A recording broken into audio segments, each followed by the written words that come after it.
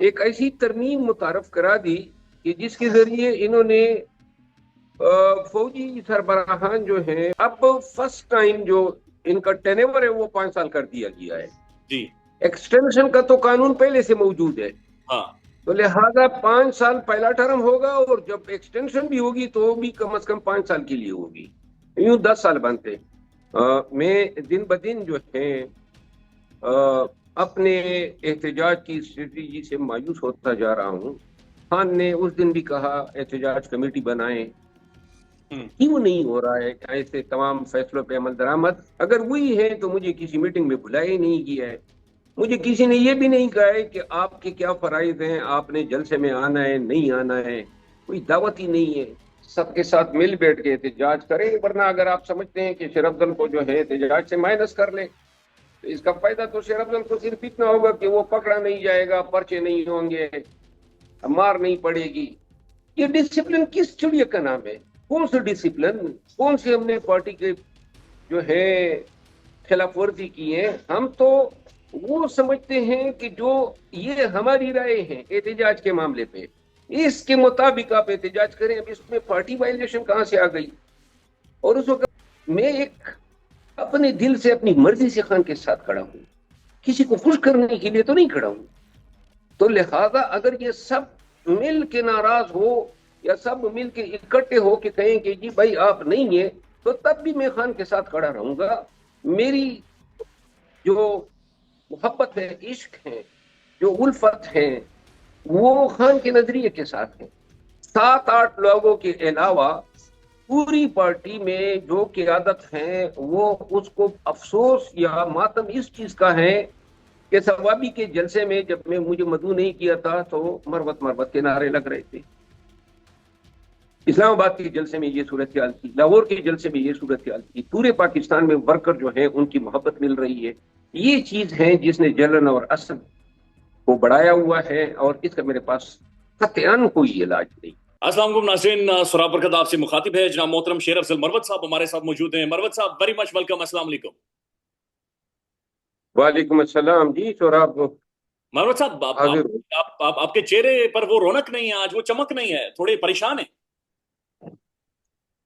پریشان تو پورا پاکستان ہے یہ 76 سال سے ملک کے جو درگت بنی ہوئی ہے اور لامتناہی سلسلہ ہے سویلین کے استحصال کا اب بدقسمتی ہے میری کہ پاکستان کی تاریخ میں اس پارلیمان کا حصہ بنا جس نے پاکستان کی تاریخ میں سیاہ ترین آئینی اور قانونی ترامیم یہ جو لوگ پاکستان تحریک انصاف کے امیدواروں کو اغوا کر رہے تھے ان کے کاغذات چھین رہے تھے اور پارٹی توڑ رہے تھے ممبران اسمبلی کو خرید رہے تھے اصل مقصد اصل قانون سازی یہ تھی جو کل ہوئی ہے اور جس کے ذریعے انہوں نے ایک پاکستان میں ایک ایسی ترمیم متعارف کرا دی کہ جس کے ذریعے انہوں نے فوجی سربراہان جو ہیں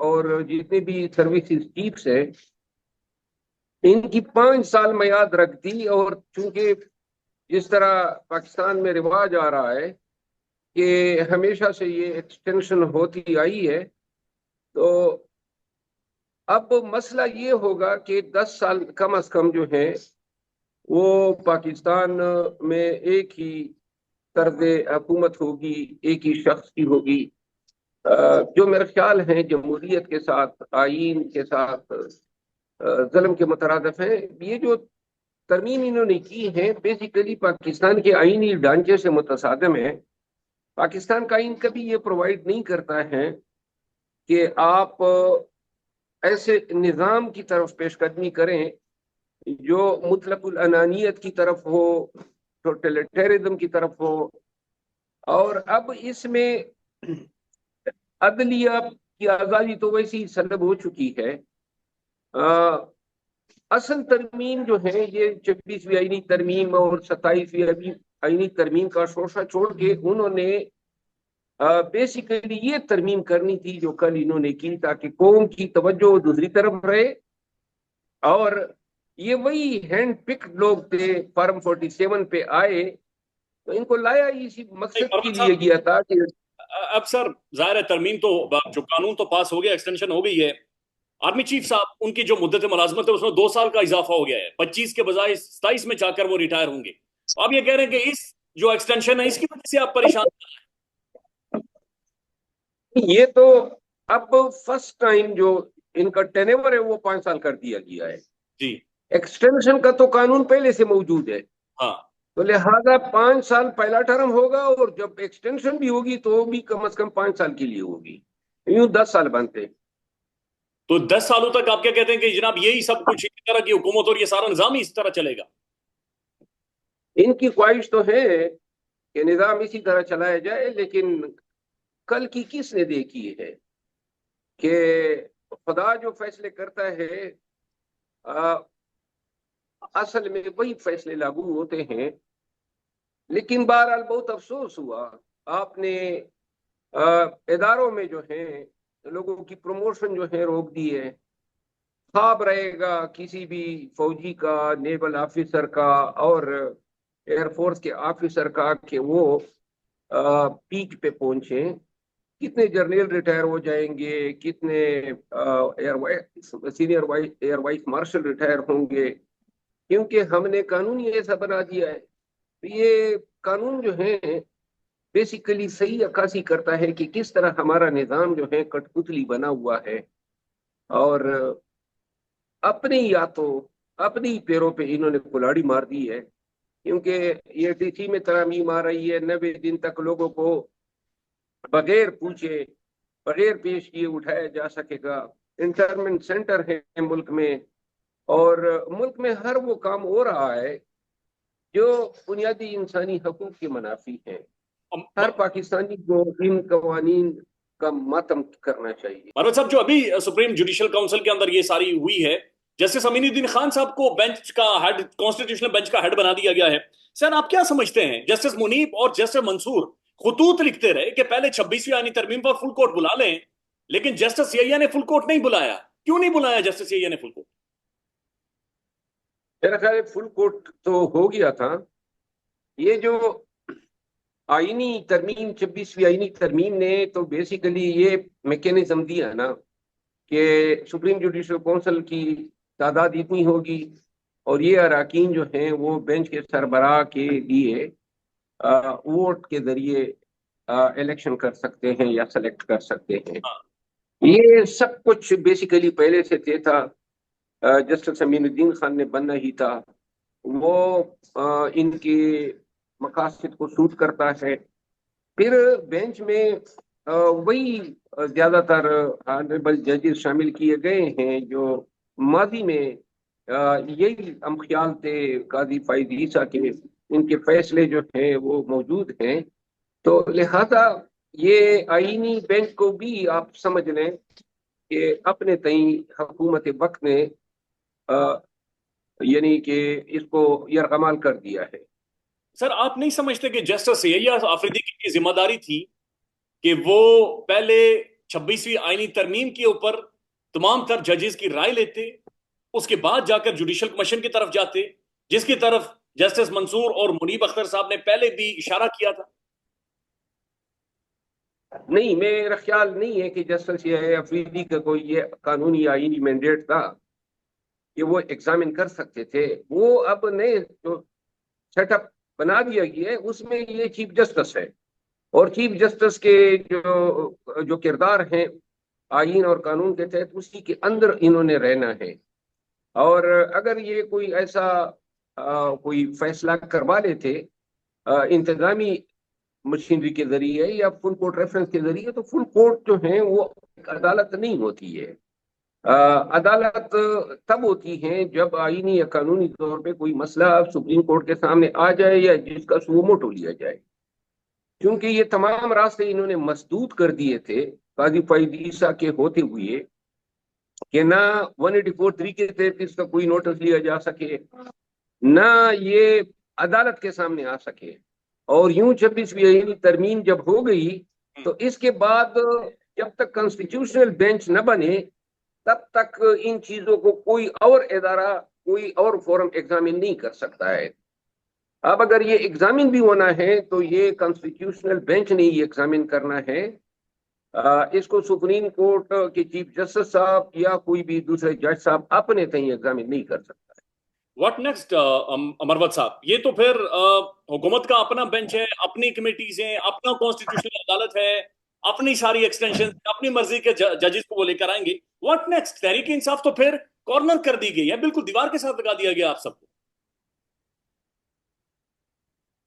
میرا خیال ہے ان چیزوں کا ہمیں ادراک تھا، الٹیمیٹلی یہ تمام چیزیں ہونی تھی، کیونکہ نظام جو بنایا گیا ان کو سوٹ یا زے بھی یہی دیتا تھا کہ وہ اس طرح کا میکینزم پروان چڑھائے جس کے اندر جو ہیں ان کے اعمال، ان کے جرائم جو ہیں ان پہ پردہ پوشی ہو، اور کسی بھی جوڈیشل اسکروٹنی سے ان کو نہ گزرنا پڑے۔ تو تاحال تو یہ اپنے مقصد میں کامیاب رہے ہیں اور ہم ناکام رہے ہیں۔ ہمیں جو اسٹریٹجی ان چیزوں کو روکنے کے لیے ادا کرنی چاہیے تھی وہ اسٹریٹجی ہم نہ اپنا سکے، اور اس تمام نظام کو اس نہج پر پہنچانے کے لیے وہ تمام لوگ اس میں یکساں مجرم ہیں جنہوں نے 26ویں آئینی ترمیم کے لیے ووٹ ڈالا۔ مروت صاحب، عمران خان صاحب یہ کہتے ہیں کہ احتجاج واحد حل ہے۔ اب آپ سمجھتے ہیں آپ کو احتجاج ہوتی ہے، وہ دیکھ رہے ہیں ملک گیر کو تحریک، عوامی تحریک، عوام کا ریئیکشن آپ سڑکوں پر دیکھ رہے ہیں؟ میں نہیں سمجھتا ہوں کہ احتجاج کرنے کے عمل میں بھی ہم شاید اتنے آزاد ہیں۔ خان صاحب جس احتجاج کا سوچتے ہیں عملی طور پر اس احتجاج سے ہم کوسوں دور ہیں۔ میں دن بدن جو ہے اپنے احتجاج کی اسٹریٹجی سے مایوس ہوتا جا رہا ہوں۔ خان نے اس دن بھی کہا احتجاج کمیٹی بنائیں، کیوں نہیں ہو رہا ہے ایسے تمام فیصلوں پہ عمل درآمد جو ہمیں بحیثیت پارٹی اتحاد دے، کنسنسس دے، ہم مل کے قوم کو یہ بتا سکیں کہ قیادت اب اکٹھی بھی ہیں اور آپ کو لیڈ بھی کرنا چاہتی ہے، اور ہر قسم کی مدافعت، ہر قسم کے جبر اور تشدد کو ہم سہنے کی صلاحیت رکھتے ہیں۔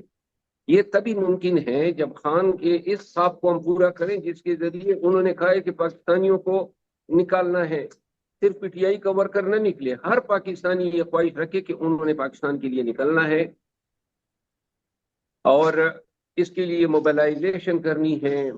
لیکن لوگوں میں کہا تو جا رہا ہے کہ سوابی میں آپ اعلان کر دیں گے، کوئی اسٹریٹجی بنا رہے ہیں، کوئی لاہے عمل کا اعلان کر دیں گے، 3-4 لاکھ لوگ سڑکوں پر ہوں گے، آپ لوگ ڈی چوک کی طرف بڑھیں گے، یہ آپ تو بڑے مایوس ہیں۔ میں نہیں سمجھتا کہ ابھی تک سوابی کے جلسے پہ جو آپ کہہ رہے ہیں کوئی میٹنگ ہی نہیں ہوئی ہے۔ اگر ہوئی ہے تو مجھے کسی میٹنگ میں بلایا ہی نہیں گیا ہے، مجھے کسی نے یہ بھی نہیں کہا ہے کہ آپ کے کیا فرائض ہیں، آپ نے جلسے میں آنا ہے نہیں آنا ہے، کوئی دعوت ہی نہیں ہے۔ احتجاج اس طرح تو نہیں ہوتے، یعنی کیا بیر ہے کہ آپ احتجاج بھی کریں، جلسے بھی کریں اور اپنی طاقت کو یوٹیلائز نہ کریں۔ تو ان تمام صورتحال کے پیش نظر میں کہتا ہوں احتجاج تب ہوگا جب ہم سب ایک پیج پہ ہوں گے، سب اکٹھے ہوں گے، اور اگر آپ اس وقت میں بھی بغض رکھیں گے اور یہ سوچیں گے کہ جی فلاں فلاں کو مائنس کرنے سے گویا احتجاج ہم کر پائیں گے، میں اب ایسے احتجاج کے بارے میں اب کیا رائے دوں جس کا مجھے علم ہی نہیں ہے۔ اب سر بڑی حیران کن بات ہے، چونکہ بیرسٹر گوہر صاحب کل یہ کہتے ہیں، آپ نے ابھی یہ کہا ہمیں پہلے سے علم تھا کہ یہ سب کچھ یہ کریں گے۔ بیرسٹر گوہر صاحب کل یہ کہہ رہے ہیں کہ جناب یہ ایکسٹینشن کے بلز کے بارے میں ہمیں پتہ ہی نہیں تھا، وہ کہہ رہے ہیں مجھے آئیڈیا ہی کوئی نہیں تھا۔ آپ کے ساتھ سوتیلی معاملہ سلوک کیا جا رہا ہے، آپ ابھی بھی کراؤڈ پولر ہیں، آپ بندے سڑکوں پر لا سکتے ہیں، چھوٹا موٹا آپ کھا سکتے ہیں، آپ کو بالکل سائڈ لائن کیا ہوا۔ تو یہ تحریک انصاف ایگزسٹ بھی کرتی ہے یا ختم ہو گئی ہے؟ کراؤڈ ہم فل کرتے ہیں اپنی ذات کے لیے نہیں، بلکہ خان کے لیے اور پاکستان کے لیے، اور اگر ہماری انرجیز، ہماری محنت یا ہماری طاقت سے اس تحریک کو محروم کرنے کی کوشش کی جاتی ہے تو اس کا فائدہ صرف نظام کو ہوگا، نقصان ہمارا ہوگا، پی ٹی آئی کا ہوگا، پاکستان کا ہوگا۔ میں بار بار یہ کہہ چکا ہوں، اگر میں احتجاج کروں گا یا احتجاج کے عمل میں حصہ لوں گا تو مجھے یہ یقین ہونا چاہیے کہ احتجاج اسی طرح ہوگا جس طرح پاکستانی چاہتے ہیں اور جس طرح خان چاہتا ہے۔ اب میں کس طرح ایک ایسے احتجاج میں شامل ہو سکتا ہوں جس کے سر پیر کا مجھے علم نہ ہو؟ میں آپ کو مثال دوں، 22 اگست کو ہم نے جلسہ کرنا تھا، میں نے ویڈیو پہ پیغام دیا کہ 22 کا جلسہ ہر حالت میں ہوگا اور اگر نہیں ہوا تو ہم چوڑیاں پہنیں گے۔ یہ بہت بڑی بات کہی تھی میں نے، کیونکہ مجھے اپنے آپ پہ یقین تھا کہ کوئی ہمیں مجبور ہی نہیں کر سکتا ہے۔ لیکن 22 اگست کو صبح سویرے احتجاج مؤخر ہوا، مجھے 11 بجے پتہ چلا۔ اب وہ جو فکرے میں نے کہے تھے ابھی تک ہضم نہیں کر پا رہا ہوں۔ تو پھر اگر مجھے یہ باور بھی ہوتا یا گمان بھی ہوتا کہ اس طرح ہو سکے گا تو ہم ایسے الفاظ کیوں کہتے؟ اور دوسری بات یہ ہے کہ خان کے پاس جب گئے تو خان کہتا ہے ویڈیوز بنائیں، لوگوں کو تحریک دیں۔ اب آگے کے لیے ہم کس طرح تحریک دیں؟ میں دوسری مثال دوں، ڈی چوک کا احتجاج تھا۔ اب ڈی چوک کے احتجاج میں تو بیماری کی وجہ سے تھا ہی نہیں، لیکن اگر میں ہوتا تو یا تو کیونکہ مجھے تو کوئی آن بورڈ نہیں لیا گیا ہوتا کہ ہم نے کیا کرنا ہے، تو لہذا ڈی احتجاج میں جناب عالی ہم اپنا ہی منہ توڑواتے، کیونکہ واپس تو جانا تھا ہی نہیں۔ تو جب آپ کو یعنی علم ہو کہ بھائی میری باغ ڈور جو ہیں وہ خان کے ہاتھوں میں ہیں، عوام کے ہاتھوں میں ہیں، وہی مجھے آگے لے جا سکتے ہیں۔ احتجاج میں جب تک فیصلہ سازی میں مجھے یقین نہ ہو کہ احتجاج جینون ہو رہا ہے اور احتجاج اسی طرح ہو رہا ہے جس طرح ہم اور خان چاہتے ہیں، تو لہذا اب آپ کہہ رہے ہیں کہ ثوابی کا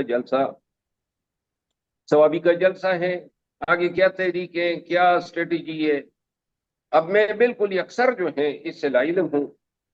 آپ بتائیں نا کہ کیا لوگ مجھ پہ اعتماد کریں گے جب مجھے خود علم نہ ہو، اور میں ان کو کس طرح باور کرا سکوں گا کہ جی ہم احتجاج کرنے جا رہے ہیں، ہم اسٹریٹجی بنا رہے ہیں؟ احتجاج تب ہوگا، میں ریپیٹ کرتا ہوں، کہ جب آپ سب کو آن بورڈ لیں، سب کے ساتھ مل بیٹھ کے احتجاج کریں، ورنہ اگر آپ سمجھتے ہیں کہ شیر افضل کو جو ہے احتجاج سے مائنس کر لیں تو اس کا فائدہ تو شیر افضل کو صرف اتنا ہوگا کہ وہ پکڑا نہیں جائے گا، پرچے نہیں ہوں گے، مار نہیں پڑے گی، لیکن اس کا نقصان تو آپ دیکھیں نا، ہزاروں نہیں لاکھوں لوگ میرے ساتھ نکلے تھے۔ مانوت صاحب مسئلہ یہ ہے کہ آپ جو بات کر رہے ہیں یہ مجھے تو ٹھیک ٹھاک سمجھ آ رہی ہے، جو نیچے لوگ کمنٹ کریں گے عوام وہ بھی ٹھیک ٹھاک سمجھ رہی ہے۔ سلمان اکرم راجہ صاحب اور آپ کی پارٹی بار بار وارننگ جاری کرتے ہیں۔ سلمان اکرم راجہ صاحب نے پبلکلی اسٹیٹمنٹ دیا آپ کے بارے میں کہ وہ ڈسپلن کا خیال نہیں رکھیں گے تو جناب ہم اس کے بعد ان کے اوپر یعنی ایک اور ہم ریئیکشن دیں گے۔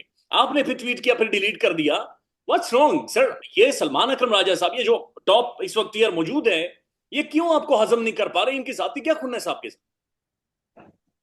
میرے تو ان کے ساتھ کبھی کوئی مسئلہ نہیں اٹھا ہے۔ خوش آمدید کہا وہ جب سیکرٹری جنرل بنے، خان کے سامنے بات چیت ہوئی، فیصلے سب ان کے سامنے ہوئے، آگے سے ان کو ڈسپلن کی پڑی تھی۔ لوگ یہاں 2-2 ارب روپے لے کے ووٹ بیچ رہے ہیں اور پارٹی کو توڑ رہے ہیں اور چھوڑ رہے ہیں۔ اگر آسان ہوتا، آپ لوگوں نے تو اپنے انہوں نے تو مجھے پارٹی سے بھی نکال دیا تھا، تو میں اپنا ضمیر ہی بیچ دیتا، جا کے اس ملک سے کہیں بھاگ جاتا۔ یہ آئے دن جو ہے تکالیف کا سامنا کرنا پڑتا ہے، کیوں ان کو سمجھ نہیں آ رہی ہے تمام کو کہ ہمیں کاس کے لیے لڑنا ہے؟ ورنہ جب آپ خود اس موقع پہ کہتے ہیں یہ ڈسپلن کس چڑیا کا نام ہے؟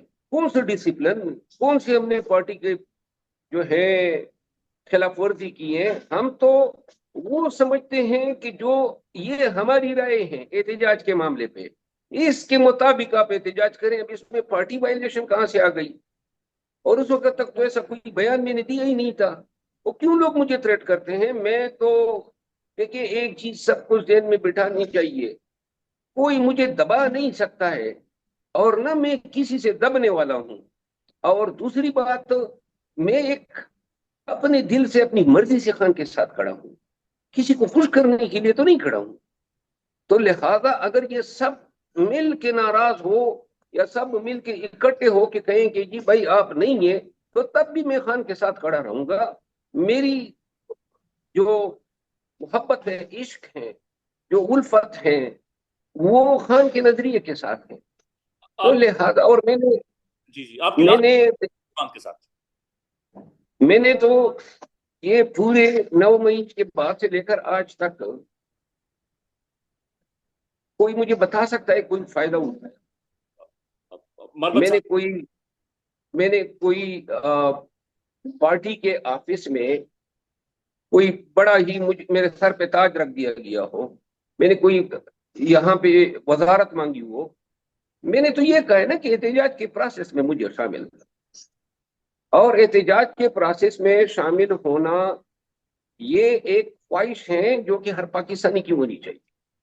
اس پر مجھے کوئی بھی دے، اے ٹو زی جتنے لوگ کوئی دھمکیاں دے، ڈسپلن ہے، فلاں ہے، ڈینگ ہے، وہ اگر زیادہ سے زیادہ کیا ہو سکتا ہے، اگر کوئی اتنا تنگ ہے تو میرے لیے تو بڑا آسان ہے. میں آپ کو بات بتا دوں، لاسٹ ٹائم جب انہوں نے کہا کہ جس کو پارٹی سے نکال دیا، تو میں نے اپنے خاندان کے لوگوں کو جمع کیا اور ان کے سامنے یہ تمام مسئلے رکھے کہ جی جن کے لیے لڑ رہے تھے، جن کی شیپیں اور جن کی امید تھی، اب یہ میرے ساتھ یہ کر رہے ہیں، تو اب کیا کریں؟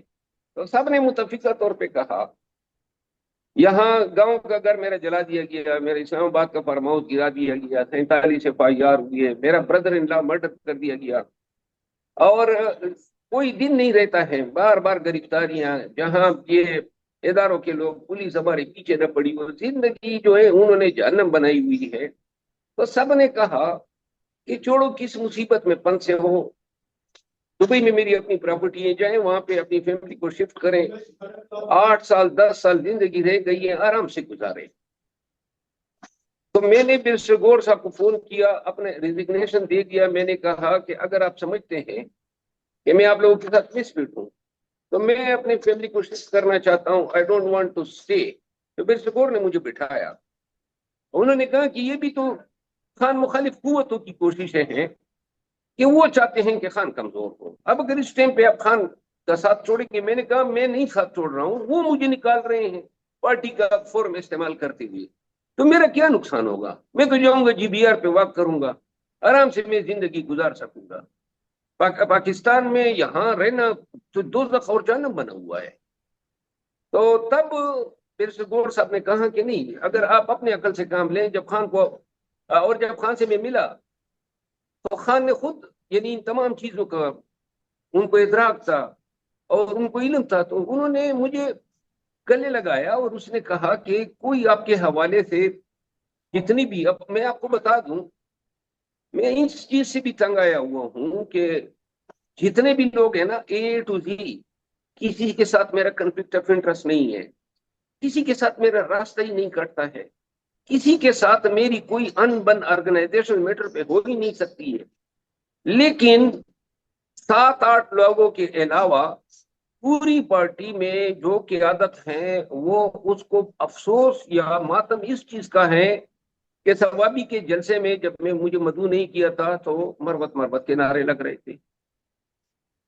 اسلام آباد کے جلسے میں یہ صورتحال تھی، لاہور کے جلسے میں یہ صورتحال تھی، پورے پاکستان میں ورکر جو ہیں ان کی محبت مل رہی ہے. یہ چیز ہے جس نے جلن اور اسد کو بڑھایا ہوا ہے، اور اس کا میرے پاس قطعاً کوئی علاج نہیں. پاکستان میں اس وقت سب سے بڑا مسئلہ بولنے کا ہے. پاکستان میں بولنے نہیں دیا جاتا، زبانیں کھینچ لی جاتی ہیں، ڈر ہے، خوف ہے، ٹیرر ہے. پاکستان کا میڈیا مکمل طور پر کنٹرولڈ ہے، ویل مینجڈ ہے، ایک میسو سینسرشپ ہے.